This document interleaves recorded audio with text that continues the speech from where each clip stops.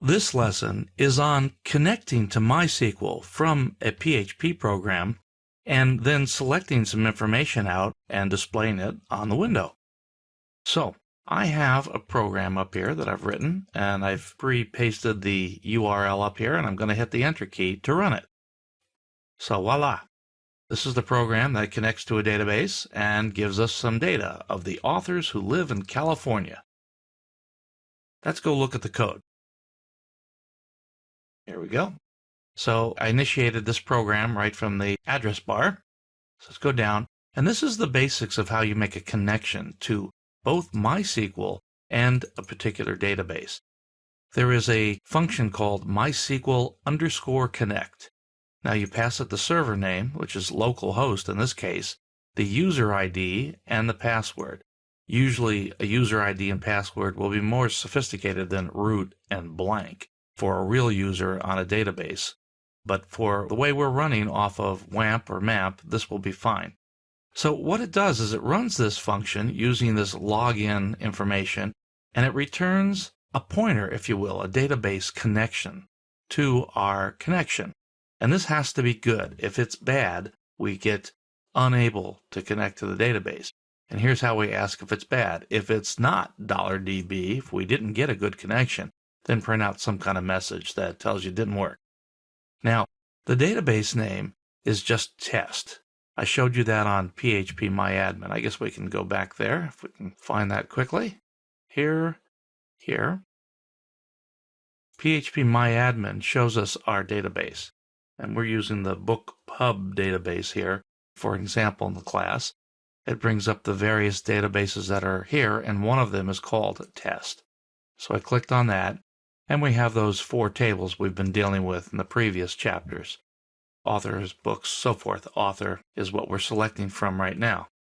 Let's go back to the code.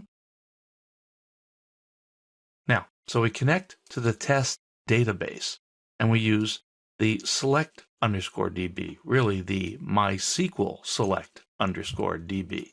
And we pass it the DB name, which I set up here. And it returns also the success or failure Boolean that lets us know whether we put out a message that says we were unable to select our current database. We might have gotten connected to MySQL, but we didn't get connected to the particular database that we passed in this string over here. So let's move on.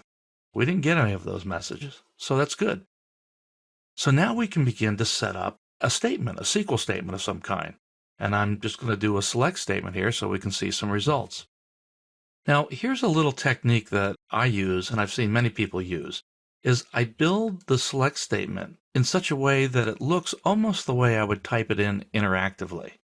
I see select last name, first name, state, from author on the next line, where state. You can see what's going on really well. In truth, PHP and MySQL don't care about that. It's one big long string, but that's very hard to read if you just stick it in a variable that way. So to get this sort of look like a regular select statement that you would type in interactively, build it up like this. Have a variable, I called it SQL statement, and I build the first part of it there, and then I use the concatenation with a dot equals to add to it each time. This is much easier to debug as we go along.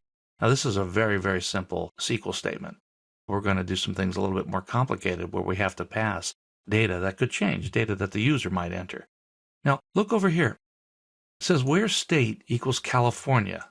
Notice I've got the single ticks around it. That's what I would have to type in interactively, so that has to be a part of the string. And later on, when we start passing in a variable there instead of a literal value, we've got to make sure to include those single ticks around it in the output string of SQL, or it won't work.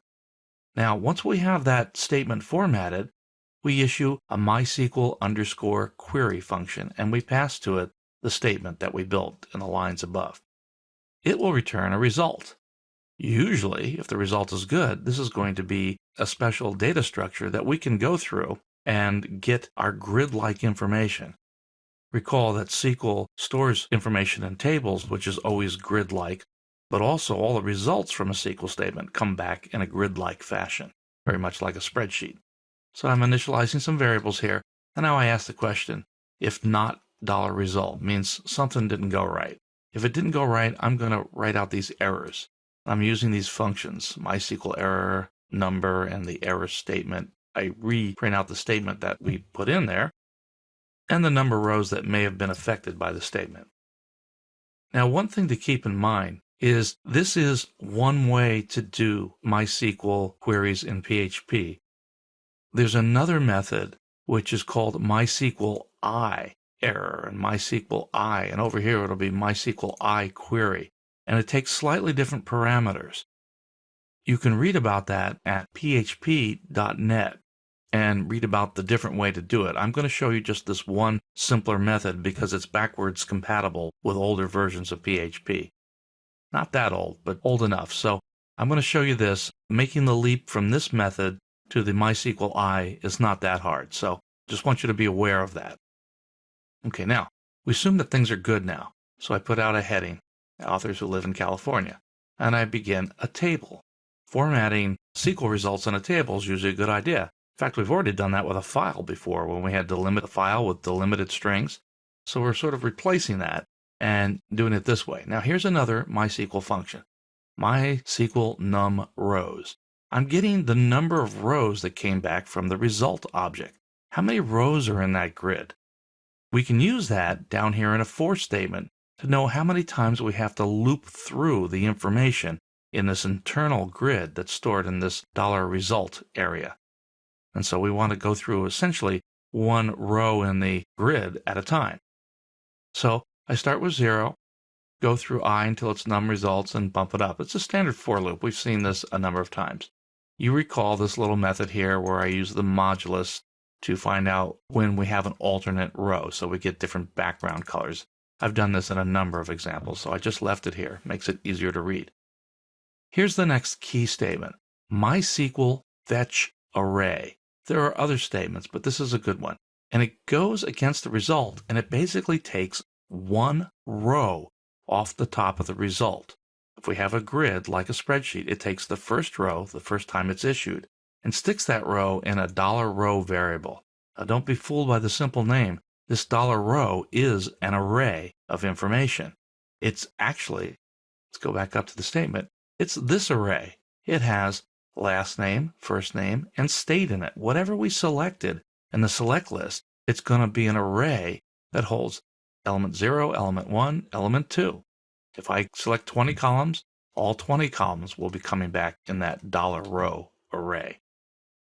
Now, we're used to selecting from an array by looking at a number like 0, 1, 2. But this is an associative array, which means we can use a word to go retrieve the value. That word, of course, has to be unique. It's a key word. So what is used is the column name. This string has to be equal to the column name for the last name column. And when we pass that to the row array, it will return the value that got returned from that column on that row. So I see the last name, first name, and state. It's pretty straightforward. It's almost monkey see, monkey do. You can just go through this and put the column names in here, pull them into a variable of the same name, basically, as the column name, and off you go. Now, here in the output display area that I was building the table in, now I'm ready to write the cells of information. In fact, up here I wrote the beginning TR with the different background colors. So I can write the last name, first name, state, and then I end the row. When we're done with this loop, this is the thing that ends the loop, I have to remember to put the output table tag in there. Then we go all the way down, and just at the very end, the last thing I do is I put out a totaling. The number of rows in the results was my row count. Now that was a row count up here that I was maintaining within the for loop. We put that in output display, then print it, and it all works beautifully. We'll go back to the output just for a moment. That's the PHP MyAdmin. Here's the output to the statement, and here you see it. Let's run this one more time. We have the number of rows and the results is 15, and we see all the results. All right, that ends this presentation on connecting to the database, to MySQL, and then to your particular database and doing a select statement.